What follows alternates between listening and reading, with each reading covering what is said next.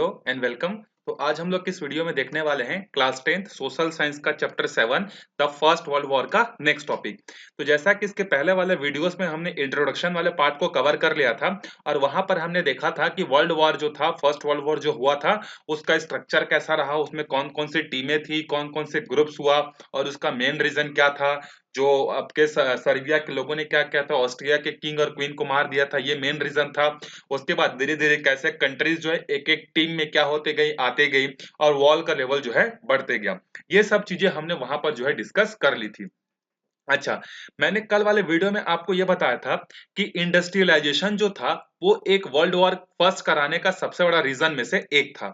और मैंने आपसे एक क्वेश्चन पूछा था और मैंने आपसे बोला था कि आप कमेंट करके इसका आंसर देना करके, लेकिन किसी ने भी अभी तक, मैं जब तक वीडियो रिकॉर्ड कर रहा हूं अभी तक मैंने कमेंट को देखा, किसी ने भी उसका आंसर जो है नहीं दिया है। तो देखो, इस चीजों को आपको थोड़ा सा सोचना पड़ेगा। आप सोशल साइंस को एज अ एक सब्जेक्ट, एज अ बर्डन की तरह मत लो। सोशल साइंस जो है अपने आप में एक ऐसा सब्जेक्ट है जिससे आपको पूरी दुनिया भर का नॉलेज मिलता है। कैसे दुनिया में चेंजेस हुए, कैसे इंडिया इंडिपेंडेंस हुआ, आज आप जो ये जो फ्रीडम जो ब्रीथ ले रहा है ना, एकदम फ्री होकर सांस ले पा रहे हो, कहीं भी आ जा पा रहे हो, इसके पीछे कितने लोगों ने मेहनत की है, कितने लोगों ने जाने गंवाई हैं, किस तरीके से आज आपके पास फैसिलिटीज है, ये सब चीजें आपको जानने को मिलती है। मतलब एक तरीके से ये आपकी फैमिली का ही हिस्ट्री है। जैसे आपको अपने दादा उसके दादा के बारे में जानने में आपको इंटरेस्ट होता है कि नहीं, कैसे हम लोग पुअर फैमिली से बड़े हुए, फिर इस तरीके से जब आपको अपने पापा बताते होंगे तो आपको मजा आता होगा। तो सिमिलरली ये क्या है, एक कंट्री का है कि मतलब वर्ल्ड लेवल पर कैसे चेंज हुआ। तो जो क्वेश्चन मैं पूछता हूं तो उसको एज अ सिर्फ इग्नोर मत कीजिएगा, उसका आंसर प्रॉपर दीजिएगा। इससे आपको इंटरेस्ट भी आएगा सोशल साइंस में। और मैं आपको बोलता हूं, जिसको अगर फ्यूचर में आईएएस बनना है तो उसके लिए तो सोशल साइंस में बोलूंगा कि बहुत स्ट्रांग होना चाहिए। सोशल साइंस एक ऐसा सब्जेक्ट है जिसको मतलब अगर टीचर आपको अच्छा मिल गया तो बहुत इंटरेस्टिंग लगता है। लेकिन अगर आपको टीचर अगर अच्छा नहीं मिला तो सबसे बोरिंग सब्जेक्ट जो यही होता है। 5 मिनट के बाद, जैसे अगर आपकी क्लास लगी तो 5 मिनट के बाद आपको नींद आना स्टार्ट हो जाता है और सोशल साइंस में आपके मार्क्स क्या हो जाते हैं, कम हो जाते हैं। तो इसीलिए मैंने वीडियोस बनाना स्टार्ट किया और थोड़ा सा मैंने कोशिश किया कि मैं आपको इसको इंटरेस्टिंग वे में थोड़ा सा मतलब बोरिंग ना करके आपको थोड़ा सा स्टोरी टाइप से समझाऊं कि वर्ल्ड वॉर कैसे हुआ था। बाकी पॉलिटी, इकोनॉमिक्स, जियोग्राफी जो भी चैप्टर बोलोगे, बिल्कुल उसी सिमिलर वे में, सिमिलर अप्रोच में मैं आपके सामने जो है उसको वीडियो को लेकर आऊंगा। तो देखो, क्वेश्चन पे आते हैं, फिर इसके बाद हम लोग नेक्स्ट टॉपिक को कंटिन्यू करेंगे। मैंने आपसे कल एक क्वेश्चन पूछा था कि इंडस्ट्रियलाइजेशन जो था वो 18th सेंचुरी 19th सेंचुरी में स्टार्ट हुआ था, या हम लोग बोले कि end of the 19th century. 19th century जब लास्ट लास्ट पर था, उस समय जो है क्या था, इंडस्ट्रियलाइजेशन जो है ब्रिटेन में स्टार्ट हुआ था। तो मेरा क्वेश्चन ये था कि इंडस्ट्रियलाइजेशन पूरी दुनिया में सिर्फ ब्रिटेन में ही क्यों हुआ था। तो उसका रीजन है, देखो, उसका सबसे बड़ा रीजन है मनी। क्या रीजन है उसका? मनी। अब इसको थोड़ा सा हम लोग 2-3 मिनट में इसको समराइज करते हैं। जब पहली बार ब्रिटेन हमारे इंडिया में आया था तो उसका पर्पस कॉलोनी बनाना नहीं था। उसका पर्पस क्या था? ट्रेड करना। और उसने लगभग लगभग 100 से 150 सालों तक उसने क्या किया, वो ब्रिटेन वाले हमारे इंडिया में लगभग आए थे 1600 में, और हमारे इंडिया को जो है उन्होंने जो है 1764 में बोलूं तो मैं, या अगर मैं आपको बोलूं 1857 में पूरा कंट्रोल किया। तो लगभग लगभग इन्होंने 200-250 सालों तक जो है, या अगर हम लोग बोले 150 सालों तक जो है, इन्होंने क्या किया, सिर्फ वो ट्रेड करते थे। मतलब यहां से हमारे इंडिया से जो है मसाले वगैरह, कपड़े वगैरह, ज्वेलरीज वगैरह लेके जाते थे और अपने कंटिनेंट में बेचते थे, यूरोप कंटिनेंट में। और मैं आपको एक चीज बता दूं कि यूरोप कंटिनेंट्स के जो लोग होते हैं वो क्या होते हैं, स्पेशली जो है वो मांस मछली जो है ये सब चीजें ज्यादा खाते हैं, मतलब नॉनवेज टाइप के ज्यादा होते हैं। तो अगर नॉनवेज को अगर आपको लॉन्ग टाइम तक रखना है, 2 से 3 दिनों तक, अब उस टाइम तक तो रेफ्रिजरेटर नहीं था कि आप डाल दिए और 3 दिन बाद खाओगे तो फ्रिज में रहेगा तो अच्छा रहेगा, ठीक है। उस टाइम तक ऐसे फैसिलिटीज नहीं थे। तो वो क्या चाहते थे कि अगर एक नॉनवेज एक दिन बना है तो वो कम से कम 2 दिन तक और चले। तो वो नॉनवेज को मतलब सेफ रखने के लिए, फ्रेश रखने के लिए क्या करते थे, मसाले वगैरह यूज करते थे। और हमारा इंडिया जो पहले से ही क्या है, मसालों का सबसे बड़ा प्रोड्यूसर है। आज के डेट में भी हम लोग क्या करते हैं, बहुत ज्यादा अमाउंट में जो है मसाले एक्सपोर्ट करते हैं दूसरे कंट्रीज में, यूरोप में, अमेरिका में, इस सब अफ्रीका कंटिनेंट में, इस सब कंट्रीज में हम लोग मसाले क्या करते हैं, एक्सपोर्ट करते हैं। तो ये क्या करते थे, यहां से सस्ते दामों में जो है मसाले खरीदते थे, मान लो यहाँ से इंडिया से उन्होंने फॉर एग्जांपल जस्ट 10 रुपए में खरीदा 1 किलो, उन्होंने क्या किया 10 रुपए में 1 केजी मसाला खरीदा और इसको यूरोप में जाकर वो क्या करते थे 200 रुपए में बेचते थे, मतलब समझ लो 200% ज्यादा। तो इसके कारण से क्या हुआ, अब ब्रिटेन तो ये करता था और उसकी मोनोपोली हो गई थी, तो वो क्या करता था पूरे ब्रिटेन में तो बेचता था, साथ ही साथ वो यूरोप कंटिनेंट में और भी जितने अदर कंट्रीज थे, फ्रांस, जर्मनी, ये सब जितनी भी कंट्रीज थी उस समय, उन सब जगह को जो है ये कैप्चर करना चालू कर दी, मार्केट को कैप्चर करना स्टार्ट कर दी, जिसके कारण से ब्रिटेन के पास क्या हुआ, बहुत सारा पैसा आ गया। अब देखो, अगर आपके पास पैसा है तो आप वहां पर क्या कर सकते हो, अपने पैसों को दो तरीके से यूज कर सकते हो। पहला, खाओ पियो ऐश करो, एक ये कर सकते हो, और दूसरा ये है कि अगर आपके पास पैसा है तो उसको क्या कर सकते हो, आप किसी अच्छे चीज में इन्वेस्ट कर सकते हो। जैसे आप लोग भी देखे होंगे कि अगर आपके घरों में पैसा आता है तो क्या करते हैं आपके घर वाले जो है उसको सेव करते हैं, बोलते हैं कि इसको बैंक में डिपॉजिट कर देते हैं, LIC परचेस कर लेते हैं, म्यूचुअल फंड कर लेते हैं, जिससे हमारा पैसा अगर कभी जरूरत पड़ेगा फ्यूचर में, अगर कोई मुसीबत आए तो उस पैसे का हम लोग क्या कर सके, यूज कर सके करके। तो उसी तरीके से ब्रिटेन ने दोनों काम किया, मतलब एज भी किया, सब तरीके से किया, मतलब फुल इंजॉयमेंट भी किया, और कुछ पैसा जो था उन्होंने खर्च किया किस पर, R&D पर। R&D मतलब होता है रिसर्च एंड डेवलपमेंट पर, और वहां पर एजुकेशन जो थी काफी अच्छी थी, तो वहां पे वेरियस साइंटिस्ट जो है आने लगे, न्यूटन न्यूटन वगैरह ये जितने भी थे यूरोप कंटिनेंट्स के ही थे, तो बड़े बड़े साइंटिस्ट जो है वहां पर जो है आगे आने लगे। तो इनको जो है ब्रिटेन के गवर्नमेंट ने क्या किया, पैसा देना चालू किया और बोला कि आप नई नई चीजें क्या करो, ढूंढो, इन्वेंट करो, जो चीजें पूरी दुनिया के पास नहीं है वो चीजें हम लोग यहाँ पर बनाएंगे करके। और उन्होंने ही सबसे पहले क्या किया था, अब देखो जितनी भी नई नई चीजें आई हैं सब यूरोप कंटिनेंट से ही तो आई हैं उस जमाने की। जैसे आप चाहे कैनन्स की बात कर लो, चाहे जो सीप की बात करो, चाहे आप ट्रेन की बात करो, चाहे टेलीग्राफ की बात करो, जो भी चीजें थी, टेलीग्राफ उस समय एक जगह से दूसरे जगह टेलीफोन, ये सब चीजें हमको यूरोप कंटिनेंट से ही मिली है। क्यों? क्योंकि उन्होंने पैसा कमाया इंडिया से लूट लूट कर, और उस पैसा को उन्होंने R&D पर खर्च किया। तो अगर आपके पास R&D है, R&D मतलब रिसर्च एंड डेवलपमेंट, अगर आपके पास टेक्नोलॉजी है तो आप नई नई चीजें क्या कर सकते हो, इन्वेंट कर सकते हो। जैसे आज के डेट में देखो पैसा किसके पास सबसे ज्यादा है, आज के डेट में सबसे ज्यादा पैसा यूएसए के पास। अब यूएसए देखो हर फील्ड में आगे, ऑलमोस्ट हर फील्ड में आगे, क्योंकि जिसके पास पैसा होता है उसके पास हर चीजें क्या होती हैं, सही होती हैं। आप देख लो नासा हमारे इसरो से क्या है 10 कदम आगे है। अगर हम लोग आज हमारे, अगर मैं आपको बताना चाहूँ, आपको थोड़ा बहुत आइडिया होगा तो इसरो के बारे में आपको पता ही होगा, इंडियन स्पेस रिसर्च ऑर्गेनाइजेशन, इसका पूरे साल का जो बजट होता है वो लगभग 10 बिलियन होता है, रफली जो है 10 से 20 बिलियन के बीच में होता है। वहीं पर नासा का जो बजट होता है, नासा मतलब आप समझते होंगे national astronomical space agency, America की स्पेस एजेंसी है, इसका बजट कई थाउजेंड बिलियंस का होता है, थाउजेंड्स ऑफ बिलियन का होता है। इतना ज्यादा डिफरेंस है देखो। तो जिसके पास पैसा होता है वो हर तरफ से क्या होता है, अच्छा होता है। जैसे हमारे इंडिया में अभी 4G आने में, 4G कब आया था हमारे इंडिया में, लगभग 2015-16 के पास आया था 4G, वहां पर इससे पहले ही 4G था। अब देख लो आईफोन, आईफोन जो टेक्नोलॉजी है वो कहाँ की कंपनी है, एप्पल कंपनी, यूएसए की है, क्योंकि वहां पर पैसा है। तो जिस तरीके से अभी के डेट के एग्जांपल की हम लोग बात करें, ये आज से 500 साल या 400 साल पहले सोचो कि ब्रिटेन के पास जब पैसा था तो उसने अपना पैसा इन्वेस्ट किया टेक्नोलॉजी में, और उसी के कारण से ही तो उसने क्या किया, गन बनाए।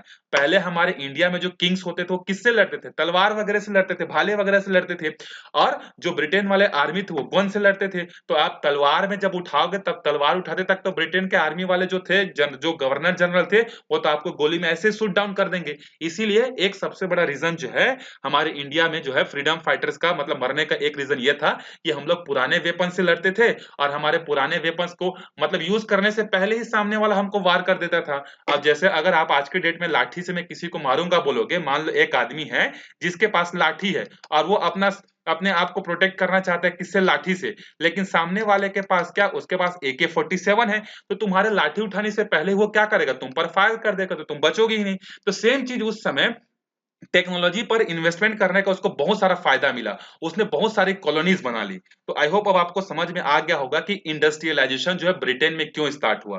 पहले उसने क्या किया, 100 सालों तक पूरे इंडिया को पूरा लूटा, मतलब इंडिया से ट्रेड किया, लूटा नहीं बोल सकते, ट्रेड किया। यहाँ से सस्ते दामों में लेकर जाते थे, यूरोप में बेचते थे, पैसा आया, पैसा को उन्होंने क्या किया, इन्वेस्ट किया। किसमें इन्वेस्ट किया, R&D पर इन्वेस्ट किया, नई नई चीजों के इन्वेंशन पर जो है किया, और इसी कारण से वहां पर इंडस्ट्रियलाइजेशन आई। और जब इंडस्ट्रियलाइजेशन आई तो जैसे जो काम जो है मतलब 10 आदमी मिलकर करते थे एक दिन में, वो इंडस्ट्रियलाइजेशन होने के कारण सिर्फ और सिर्फ 2 से 3 घंटे में जो है वो काम जो है मशीन कर देता था। तो जिसके कारण से उनकी प्रोडक्टिविटी भी बढ़ी। अब अगर प्रोडक्टिविटी बढ़ी तो उन्होंने तो कॉलोनीज बनाकर पहले से ही रखी हुई थी ताकि सामान को क्या कर सके, वो बेच सके। तो उनके पास और पैसा और पैसा और पैसा जो है आते गया। अब ये चीज आप भी खुद अपने डेली लाइफ में नोटिस करोगे कि जिसके पास एक बार पैसा आ गया तो वो कंटिन्यूअसली उसके पास पैसे आते रहते हैं। जैसे आप मुकेश अंबानी को ले लो। मुकेश अंबानी के पास आज ऐसा चीज है को जिस भी फील्ड में अपना मतलब अपना बिजनेस स्टार्ट करेगा उसके पास प्रॉफिट ही प्रॉफिट है। क्यों? क्योंकि इसने एक बार वो इकोनॉमिक कंडीशन अचीव कर ली। तो जब आप एक बार रईस होते हो तो आपके पास पैसे आने के ऑप्शंस बढ़ जाते हैं। सेम चीज ब्रिटेन के साथ भी हुआ था। इसीलिए ब्रिटेन में इंडस्ट्रियलाइजेशन सबसे पहले हुआ। फिर बाद में फ्रांस जर्मनी ने भी उसकी कॉपी की और वहां भी इंडस्ट्रियलाइजेशन हुआ। और फिर इसी इंडस्ट्रियलाइजेशन के कारण आपस में कंट्रीज में क्या हुआ, कंपटीशन स्टार्ट हुआ। अब आगे हम लोग चलते हैं। अब हम लोग देखते हैं कि वॉर में कौन कौन सी दो टीमें आमने सामने आने वाली हैं और कौन सी टीम से कौन सा कंट्री मतलब लड़ने वाला है, इसके बारे में हम लोग देखते हैं। तो देखो, tension was building up between the European continent by the end of the 19th century, and the powerful countries felt that sooner or later war was inevitable. मतलब यूरोप कंटिनेंट में जब 19th सेंचुरी एंड पर था, मतलब खत्म हो रहा था, तो वहां पर जो है क्या थे, जितनी भी पावरफुल कंट्रीज थी जैसे ब्रिटेन, फ्रांस, जर्मनी, ये सब सोचते थे कि आज नहीं तो कुछ साल बाद क्या होगा, वॉर डेफिनेटली होगा। क्योंकि टेंशंस बढ़ते जा रहे थे। टेंशंस मतलब कंपटीशन बढ़ते जा रहे थे, एक दूसरे से आगे बढ़ने की जो होड़ थी वो बढ़ते जा रही थी।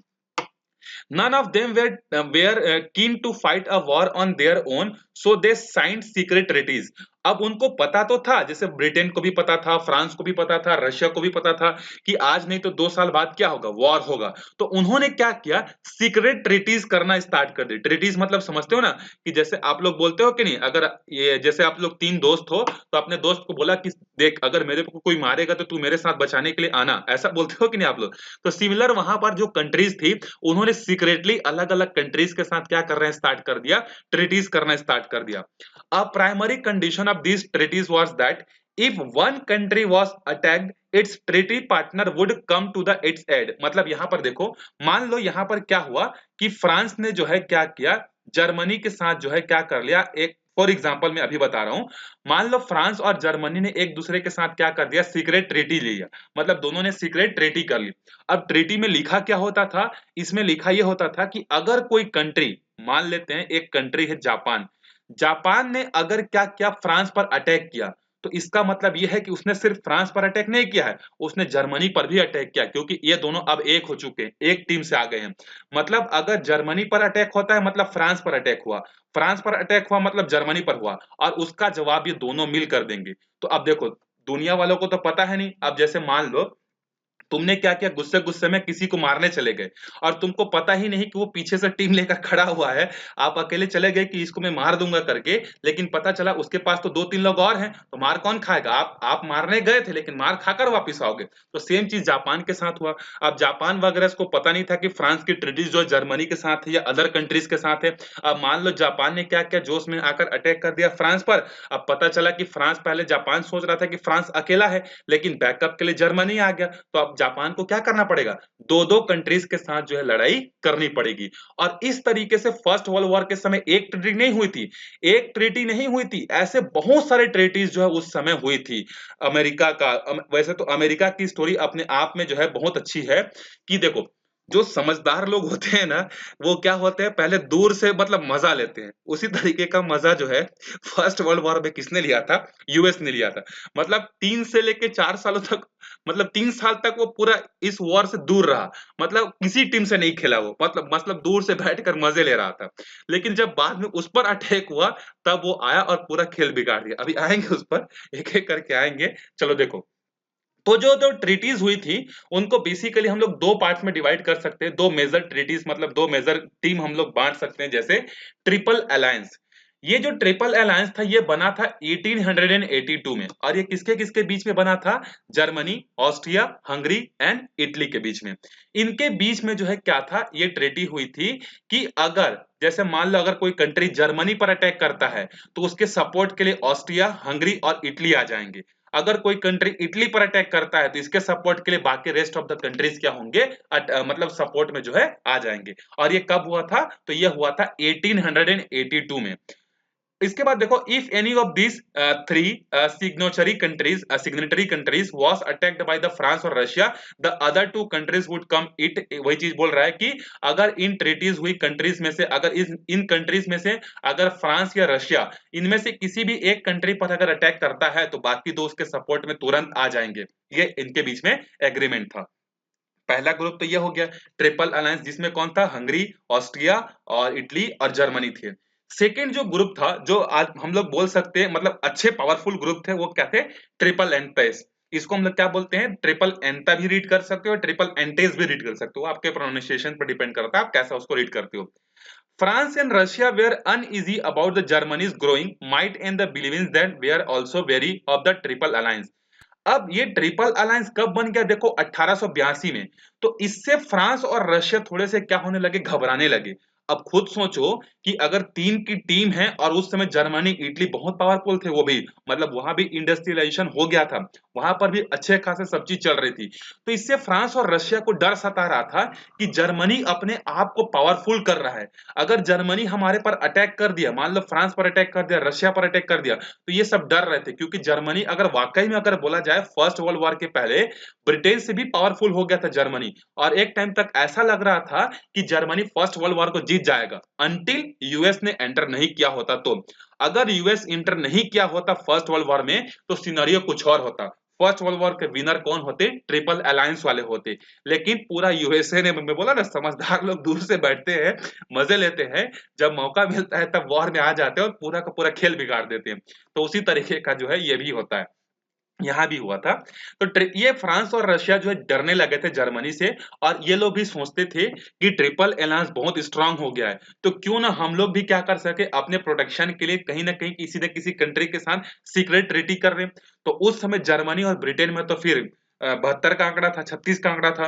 तो इन्होंने क्या सोचा, फ्रांस और रशिया ने, क्यों ना हम लोग ब्रिटेन के साथ क्या कर लें, एग्रीमेंट कर लें। और ब्रिटेन भी एक समय डरता था जर्मनी से, तो ये तीनों डरने वाले एक साथ आ गए। कौन कौन, फ्रांस, रशिया और ब्रिटेन। और इन तीनों ने भी क्या किया, एक एग्रीमेंट कर लिया। कब, 1907 में। मतलब इनसे कितने साल बाद, लगभग लगभग 25 साल बाद जो है इन्होंने क्या किया, एक ट्रीटी जो है कर लिया। और ट्रीटी का कंडीशन क्या था, सेम था कि अगर कोई कंट्री फ्रांस, रशिया और ब्रिटेन पर अटैक करती है किसी एक पर, तो बाकी दो क्या करेंगे, सपोर्ट के लिए आ जाएंगे। मतलब जो कंडीशन ट्रिपल अलायंस में थी, सेम कंडीशन यहां भी थी। इसके बाद देखो, apart from these two treaties, Germany also signed an agreement with the Ottoman Empire in which Turkey promise to come to its aid. अब इसके बाद देखो, ये दो ट्रीटीज तो हो गई तीन तीन कंट्रीज के बीच में। अब यहां पर देखो, यहां पर क्या हुआ कि जर्मनी जो है अपने आप को और पावरफुल बनाने के लिए उस समय जो है टर्की, जिसको आप लोग क्या बोलते हो आजकल, ये जो आपका मॉडर्न टर्की है, उस समय जो है गवर्नमेंट था, या उस समय जो है मतलब किसका कंट्रोल था, ऑटोमन एम्पायर का। जिस तरीके से आप मुगल एम्पायर, मुगल डायनेस्टी पढ़ते हो ना, उसी तरीके से वहां का जो है एक मोस्ट मोस्ट पावरफुल एम्पायर था जिसका नाम है ऑटोमन एम्पायर। तो ऑटोमन एम्पायर से क्या क्या जर्मनी ने एक सीक्रेट ट्रीटी कर ली कि अगर हम पर अटैक होता है तो टर्की किसका साथ देगा, जर्मनी का जो है साथ देगा।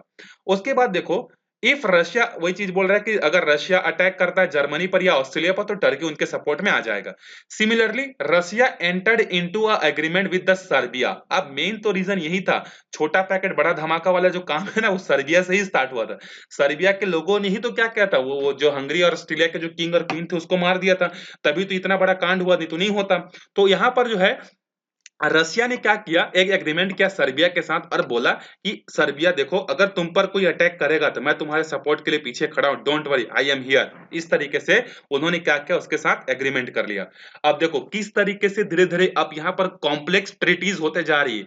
मतलब अगर एक अटैक करता है तो पीछे से दो उसको मारने के लिए और आ जाएंगे, अगर तीसरा अटैक करता है तो और दो लोग आ जाएंगे। तो इस तरीके से पूरा यूरोप जो है अब दो टीमों में बंटने लगा था। एक टीम था ट्रिपल अलायंस और एक टीम था ट्रिपल एंटास। इन दोनों के बीच में वर्ल्ड कप होने वाला था, मतलब वर्ल्ड वॉर होने वाला था।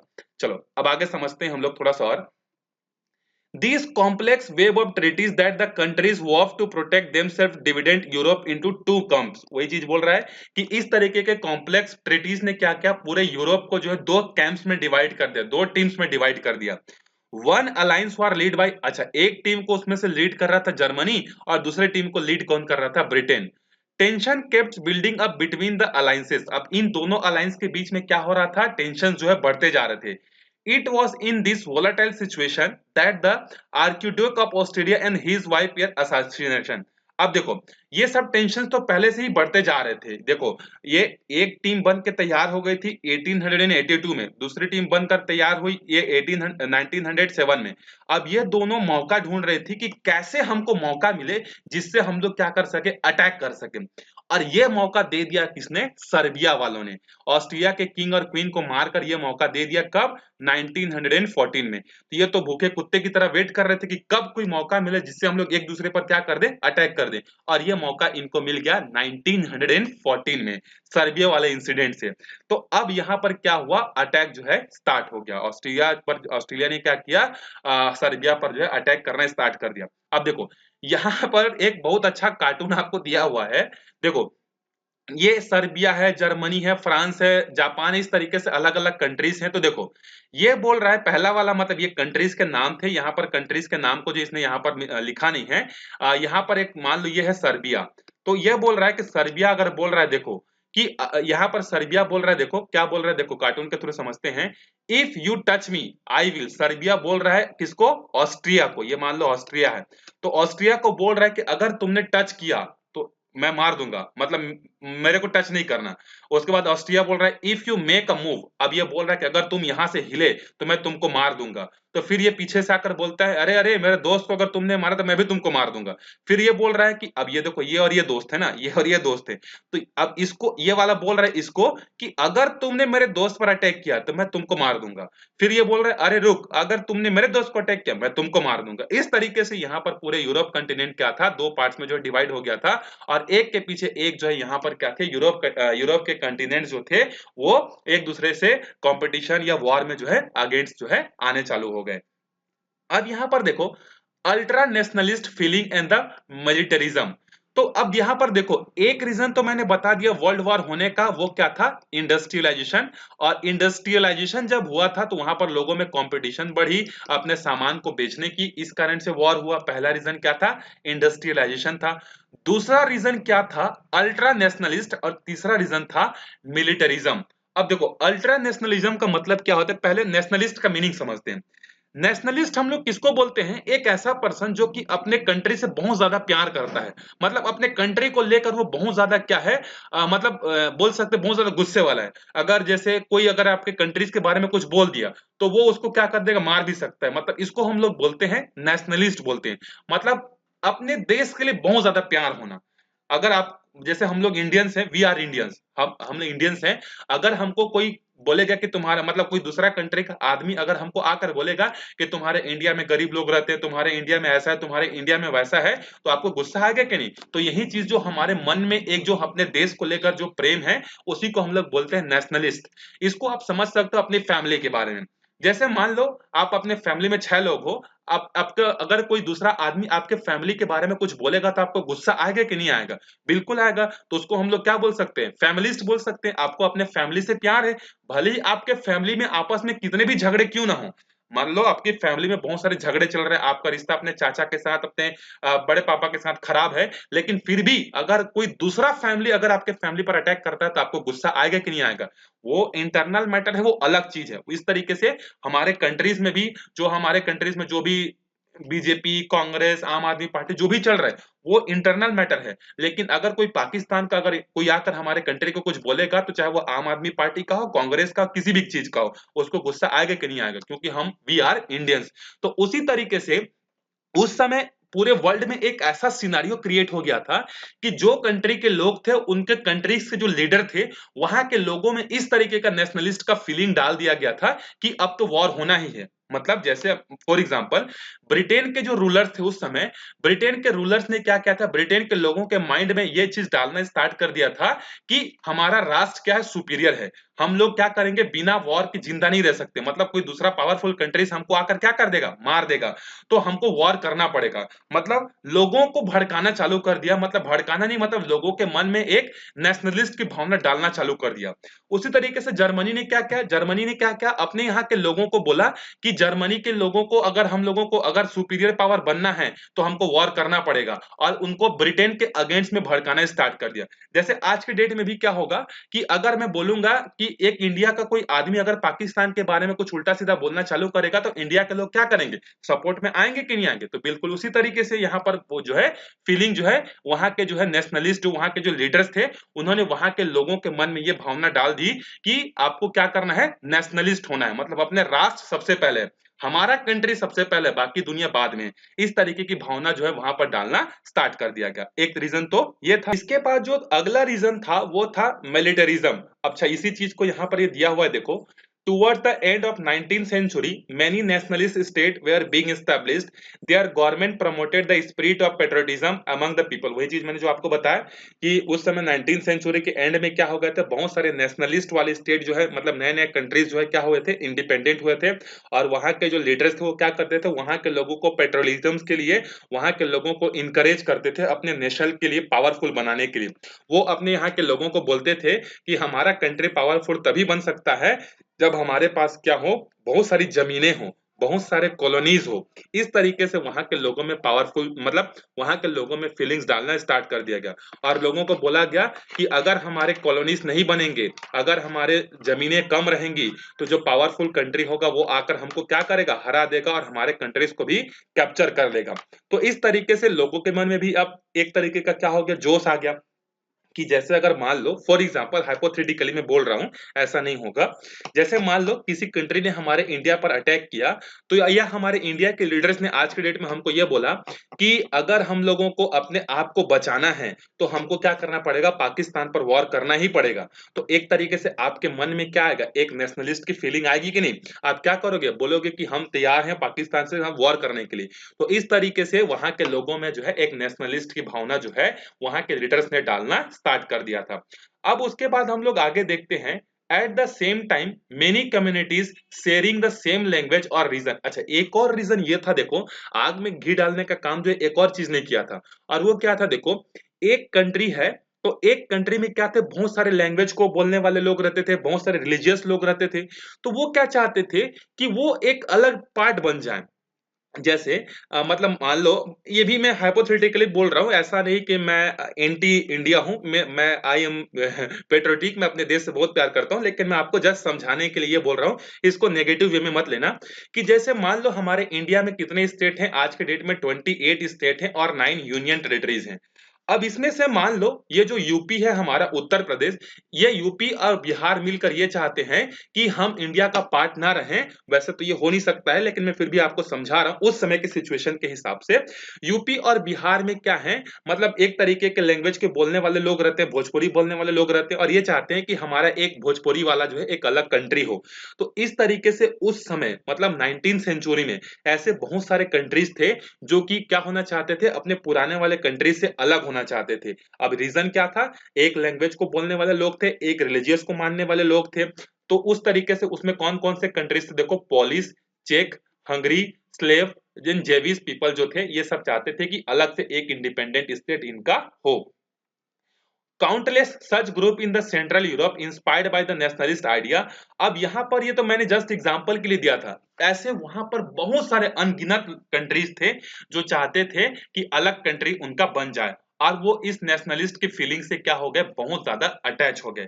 और अटैच होने के कारण ये क्या होने लगे, अपने पुराना जो कंट्री था उससे क्या डिमांड करने लगे कि हमको एक अलग कंट्री जो है चाहिए करके।